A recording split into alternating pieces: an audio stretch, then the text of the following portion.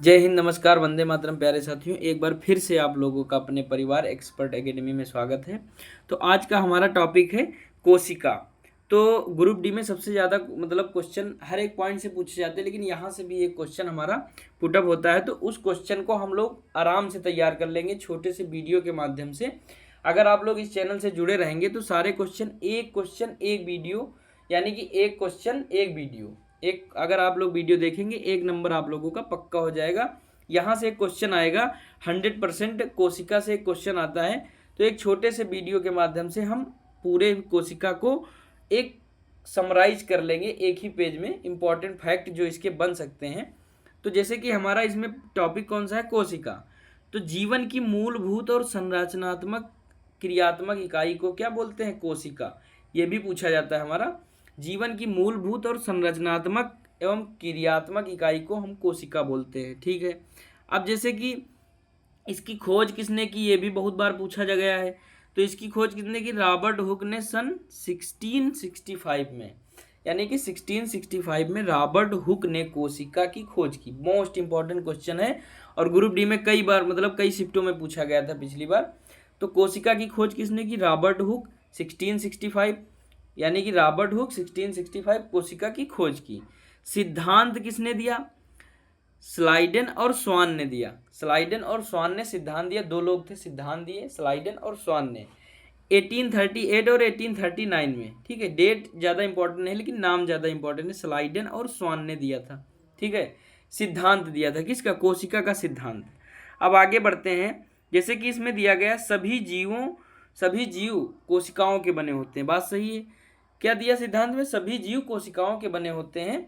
अब जैसे इसमें दो प्रकार की बढ़ती हैं क्या कोशिकाएं, देखो, प्रोकैरियोटिक और यूकैरियोटिक।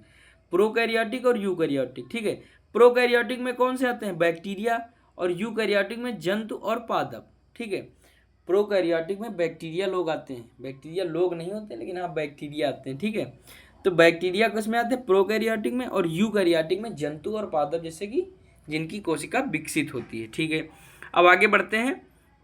कोशिका के भाग, अब इसको फिगर के माध्यम से समझेंगे। जंतु कोशिका और पादप कोशिका क्या होती है, इसमें क्या डिफरेंस है, ठीक है। तो जंतु कोशिका की अगर हम बात करें तो जंतु कोशिका का ये फिगर होता है, आप लोग ध्यान, कभी कभी फिगर भी दे देता है एग्जामिनर कि ये जंतु कोशिका है या पादप कोशिका है, या दोनों है या इनमें से कोई नहीं है। तो हम लोग इसके लिए भी तैयार रहेंगे। आप देख लीजिए, ये जंतु कोशिका है, ये पादप कोशिका है।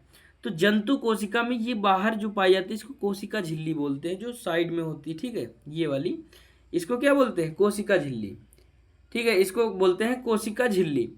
अब ये जो बीच में सेंटर में पाया जाता है इसको केंद्रक बोलते हैं, यानी कि न्यूक्लियस। क्या बोलते हैं, न्यूक्लियस।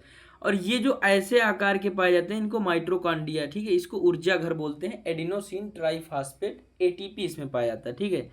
तो ऊर्जा घर कौन सा होता है, माइटोकॉन्ड्रिया, किसमें, जंतु कोशिका में। ऐसे इस आकार के पादप कोशिका में भी जाते हैं, लेकिन ये याद रखना कि इसको ऊर्जा घर बोलते हैं, ठीक है। अब होता है राइबोसोम, ये जो छोटे छोटे होते हैं इनको राइबोसोम कहते हैं, ठीक है। अब ये इसके बाद होते हैं जो साइटोप्लाज्मा, ठीक है, साइटोप्लाज्म जो इसमें भरा होता है इसको साइटोप्लाज्म बोलते हैं, ठीक है। अब ये होता है लाइसोसोम, इसको आत्मघाती थैली भी बोलते हैं। क्या बोलते हैं, आत्मघाती थैली, ठीक है, ये यहाँ पे होती है, इसको आत्मघाती थैली भी बोलते हैं। अब आगे बढ़ते हैं, ठीक है। ये यहाँ पे माइबोसोम होता है, ये कुछ मिस प्रिंट है, इसको छोड़ देते हैं अभी। अब इसमें आते हैं पादप कोशिका में, ठीक है। पादप कोशिका, हमने जंतु कोशिका पढ़ ली, अब पादप कोशिका के बारे में बात करेंगे। तो कोशिका भित्ति इसमें भी होती है, सॉरी, कोशिका झिल्ली दोनों में होती है, लेकिन कोशिका भित्ति केवल पादप कोशिकाओं में पाई जाती है, ये याद रखना, ठीक है। कोशिका भित्ति केवल पादप कोशिकाओं में पाई जाती है, जंतु कोशिका में कोशिका झिल्ली पाई जाती है। देखो इसमें भी कोशिका झिल्ली है, लेकिन देखो ये बाहर वाली कोशिका भित्ति, इसके बाद कोशिका झिल्ली आती है। से केंद्रक तो इसमें भी होता है जो डॉट बीच में होता है। उसके बाद माइटोकॉन्ड्रिया भी इसमें पाई जाती है, ठीक है, ऊर्जा घर जिसको बोलते हैं। उसके बाद आता है क्लोरोप्लास्ट। क्लोरोप्लास्ट केवल पौधों में, किसमें, पादप में पाया जाता है, पौधों में पाया जाता है क्लोरोप्लास्ट, ठीक है। अब आते हैं बड़ी रसधानी, ठीक है, इसमें बड़ी रसधानी पाई जाती है, क्या, बड़ी रसधानी पाई जाती है। उसके बाद होता है क्लोरोप्लास्ट, हमने पढ़ लिया, ठीक है। अब इसमें आगे बढ़ते हैं। हमने अंतर देख लिया। अब महत्वपूर्ण पॉइंट हैं, इनको हम लोग एक बार रैपिड रिवीजन के तौर पे देख लेते हैं। जैसे कि केंद्रक, इसको नियंत्रण यानी कि मस्तिष्क कहा जाता है, क्या कंट्रोल सेंटर बोला जाता है केंद्रक को, ठीक है। अब माइटोकॉन्ड्रिया को ऊर्जा उत्पादन करता है, एडिनोसिन ट्राइफॉस्फेट का निर्माण करता है, ठीक है। एटीपी का फुल फॉर्म भी कभी कभी पूछ लेते हैं, तो एडिनोसिन ट्राइफॉस्फेट। तो माइटोकॉन्ड्रिया ऊर्जा का उत्पादन करता है। अब बात करते हैं राइबोसोम। राइबोसोम प्रोटीन का संश्लेषण करता है, किसका? प्रोटीन का संश्लेषण करता है, ठीक है, प्रोटीन सिंथेसिस, ठीक है। अब प्रोटीन का संश्लेषण कौन करता है? राइबोसोम करता है। ये पॉइंट याद रखना बहुत इंपॉर्टेंट है, सीधे क्वेश्चन आपके एग्जाम में आएंगे। क्लोरोप्लास्ट प्रकाश संश्लेषण यानी कि पादप में क्लोरोप्लास्ट, ठीक है। क्लोरोप्लास्ट क्या होता है? प्रकाश संश्लेषण। लाइसोसोम अभी हमने बताया आत्मघाती थैली, इसको सोसाइटियल बैग कहते हैं, सोसाइट बैग कहते हैं, ठीक है। अब ये हमने पढ़ लिया। अब आगे बढ़ते हैं। कोशिका विभाजन दो प्रकार का होता है, कैसे? माइटोसिस और मायोसिस। क्या होता है? माइटोसिस और मायोसिस। अब इसको दोबारा एक बार हम लोग रैपिड रिवीजन देख लेते हैं। जैसे कि जीवन की मूलभूत और संरचनात्मक इकाई को क्या बोलते हैं? कोशिका बोलते हैं।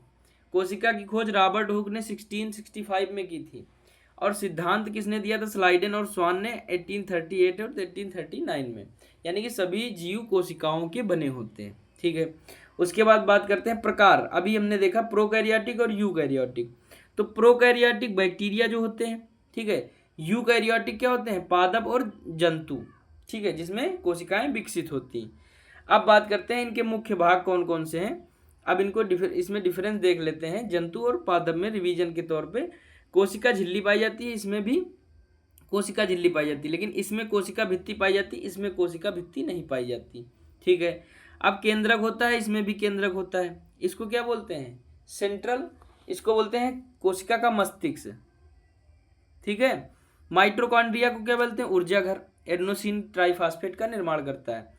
राइबोसोम को क्या बोलते हैं? प्रोटीन का संश्लेषण करता है, ठीक है। राइबोसोम प्रोटीन का संश्लेषण करता है, ठीक है। क्लोरोप्लास्ट पौधों में पाया जाता है। उसके बाद लाइसोसोम को क्या बोलते हैं? आत्मघाती थैली बोलते हैं। लाइसोसोम को आत्मघाती थैली बोलते हैं।